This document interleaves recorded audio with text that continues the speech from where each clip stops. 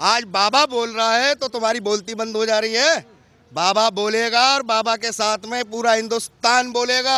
और सुन लो कान खोल के, सुधर जाओ, नहीं तो पूरा हिंदुस्तान फिर बाबा के साथ साथ डोलेगा। तो मुझे ये बताओ कि जिनका विश्वास धरती चपटी में है तो उसको क्या कहोगे?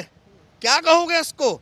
जिनका विश्वास ही धरती चपटी में है उनको क्या कहोगे? जिनका विश्वास 1400 साल पहले 4 दिन में एक किताब लिखने का है और 1400 साल पहले सूरज को बनाने का जो दावा करते हैं, तो ये अंधभक्ति कहाँ जाएगी?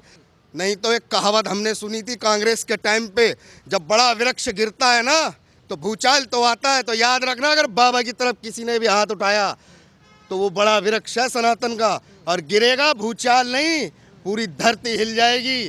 भाई एक मौलाना धर्मांतरण करवा रहा है, एक ईसाई मिशनरी धर्मांतरण करा रहा है, क्योंकि ये उन पे नहीं बोलेंगे, क्योंकि इनके सर तन से जुदा कर दिए जाएंगे। क्योंकि हिंदू सहिष्णु है, तो सहिष्णु का मतलब ये नहीं कि तुम जो बकोगे और हम सुनते रहेंगे। ये हमारी कमजोरी थी कि जब इन्होंने मनुस्मृति को जलाया हम चुप रहे। आज इनकी इतनी औकात हो गई, ये रामचरितमानस पे पहुंच गए। कान खोल के सुन लो, ना तो हम उस दौर के हैं कि मनुस्मृति जलाने पे हम चुप थे, ना इस दौर के हैं कि तुम रामचरितमानस को गलत बोलोगे तो हम चुप रहेंगे। नमस्कार, मैं हूं विमल त्यागी और आप देख रहे हैं यूथ मीडिया टीवी। लगातार चर्चा हो रही है बागेश्वर धाम की। बागेश्वर धाम की चर्चा इसलिए है कि बागेश्वर धाम में अंधविश्वास है या चमत्कार है। एक सवाल ये बन जाता है कि बागेश्वर धाम बहाना है या असल में सनातन धर्म निशाना है। तो इसी मुद्दे पर चर्चा करते हैं आखिरकार कि लगातार हिंदू धर्म को लेकर जो कहा जा रहा है सर, कि हिंदू धर्म पे ही सवाल खड़े किए जाते हैं कि अंधविश्वास फैलता है। आपको क्या लगता है बागेश्वर धाम पर क्यों लगातार सवाल खड़े किए जा रहे हैं? देखिए, कोई ये नई साजिश नहीं है जी। सनातन पे। लगातार आपने देखा होगा, जब भी कोई संत आवाज उठाता रहा जी। तो उसके साथ साजिश की गई। जी। आज मैं हिंदुओं का आभार व्यक्त करता हूं कि 24 घंटे के अंदर करीब 34 करोड़ हिंदुओं ने समर्थन में ट्वीट किया। ये सबसे बड़ी एक तो ताकत है।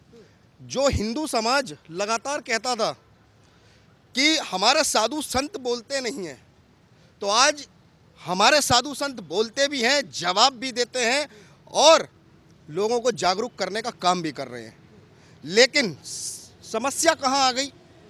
जब हमारे साधु संत हो रहे धर्मांतरण पे जागरूकता फैलाने का काम कर रहे हैं, तो कुछ लिबरल लोगों के, कुछ देश के गद्दारों के, ईसाई मिशनरियों के पेट में दर्द हो गया।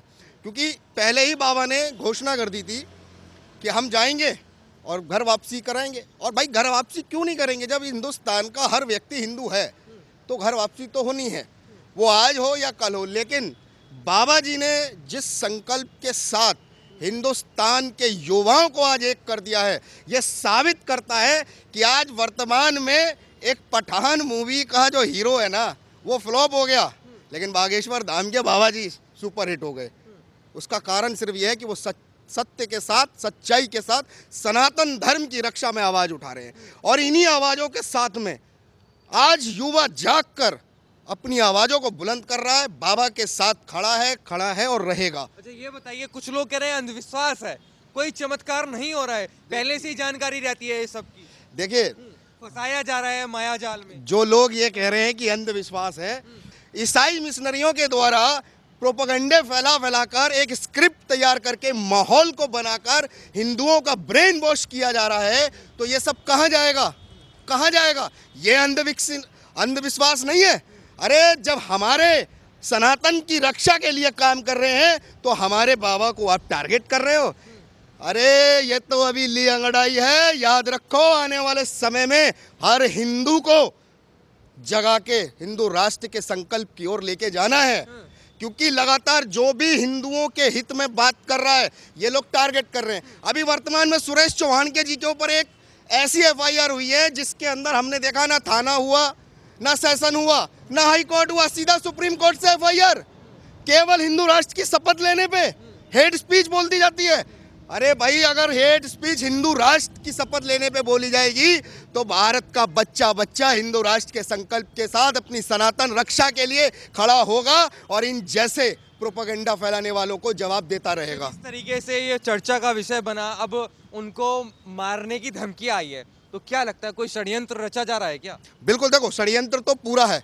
जिसकी दुकानें धर्मांतरण की बंद हो रही हैं उनके द्वारा लगातार षड्यंत्र तो रचा जा रहा है। और रह गई बात मारने की, मारने का दिमाग में लाना भी नहीं तो एक कहावत हमने सुनी थी कांग्रेस के टाइम पे, जब बड़ा वृक्ष गिरता है ना तो भूचाल तो आता है। तो याद रखना, अगर बाबा की तरफ किसी ने भी हाथ उठाया तो वो बड़ा वृक्ष है सनातन का, और गिरेगा भूचाल नहीं, पूरी धरती हिल जाएगी।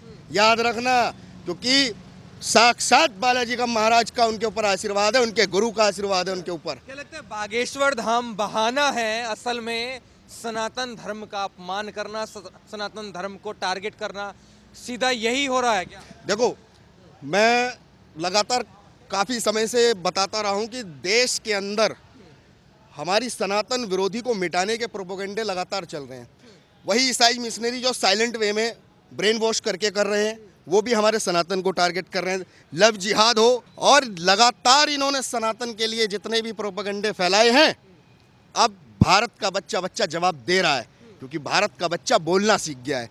क्योंकि इन्होंने हमारे पाठ्यक्रम के अंदर सेकुलरता हमें पढ़ा के बोलने से वंचित कर रखा था, लेकिन आज भारत का बच्चा बच्चा जानता है कि हम लोग सेकुलर नहीं हैं। हम लोग उस सदी के लोग हैं जिन्होंने हमेशा धर्म रक्षा के लिए आवाज़ उठाई है और उठाते रहे हैं। अच्छा, ये बताइए, कुल कह रहे हैं बाबाओं का काम मूवी पे बोलना क्यों होता है? क्यों पठान को लेकर कहते हैं बहिष्कार करो, बॉलीवुड का बहिष्कार करो? ये बाबाओं का काम थोड़ी होता है। उनका तो अपने धर्म के लेकर जागरूक करना होता है। मूवियों पे क्यों बोला जाता है? तो मूवियों के अंदर हमारे धर्म को टारगेट करके कंटेंट क्यों बनाए जा रहे हैं? फिर अगर बाबा उन कंटेंटों का विरोध कर रहे हैं तो इसमें आपत्ति क्या है? तो राष्ट्र बनाने की बात कर रहे हैं वो। बिल्कुल, हिंदू राष्ट्र क्यों नहीं होगा? भारत हिंदू राष्ट्र था, है, और बस घोषणा करवाने की ज़रूरत है। भारत तो हिंदू राष्ट्र था और है और रहेगा, लेकिन अब कागजों में घोषणा करवानी है। उसी प्रकार जिस प्रकार एक किताब में इमरजेंसी लगाने के बाद सेकुलर को जोड़ दिया गया, उसी प्रकार अब भारत को हिंदू राष्ट्र बनाना है, क्योंकि सनातन की रक्षा केवल हिंदू राष्ट्र के संकल्प के साथ ही सुरक्षित है। अच्छा, एक सवाल ये भी बनता है कि लगातार जो धर्म को लेकर, सनातन धर्म पे जिस तरीके से बाबाओं को टारगेट किया जाता है, तो क्या लगता है सिर्फ बाबाओं को क्यों देखा जा रहा है? हर समय सनातन धर्म को क्यों देखा जाता है? और लोग भी हैं, उन पर चर्चा क्यों नहीं होती? उन पर चर्चा करेंगे तो इनके फतवे ना निकल जाएंगे, इनके सर तन से जुदा नहीं हो जाएंगे साहब। भाई, एक मौलाना धर्मांतरण करवा रहा है, एक ईसाई मिशनरी धर्मांतरण करा रहा है, क्योंकि ये उन पे नहीं बोलेंगे, क्योंकि इनके सर तन से जुदा कर दिए जाएंगे। लेकिन बोलते किस पे हैं? ये हमारे धर्म, हमारे बाबा और हमारे संतों के ऊपर। अब संतों पे चर्चाएं नहीं होंगी, अब संतों के द्वारा आगाज होगा सनातन का, क्योंकि भारत की भूमि संतों की भूमि है, किसी संता और बंटा की भूमि नहीं है। ये केवल संतों की भूमि है और यहाँ संतों के ही आदेश पे सनातन संस्कृति आगे बढ़ने का काम करेगी। लेकिन कुछ बाबा इनके विरोध में भी हैं, कह रहे हैं कि कोई चमत्कार नहीं करते, सब ढोंग रच रहे हैं, सब अपने माया जाल में फंसाने का काम कर रहे हैं, कोई चमत्कार नहीं है इनके पास। देखिए, दुनिया चमत्कार को नमस्कार करती है। बागेश्वर धाम का पुजारी जो बालाजी का सेवक है, गुरु चरणों की धूल की सौगंध खाता है, सनातन रक्षा के संकल्प को उठाता है। आज जब देश में उसकी चर्चा हो रही है तो कुछ ऐसे ढोंगी बाबा आ जाते हैं जो उनकी बहती इस हवा में अपना नाम बनाने का काम कर रहे हैं। उनसे कुछ नहीं होगा। सनातन रक्षा में अब बाबाओं को सीख लेनी होगी बागेश्वर धाम से, कि सनातन धर्म के लिए हमेशा बोलना ही होगा। अच्छा, क्या वजह रही कि एकदम से बागेश्वर धाम चर्चा में आ जाता है?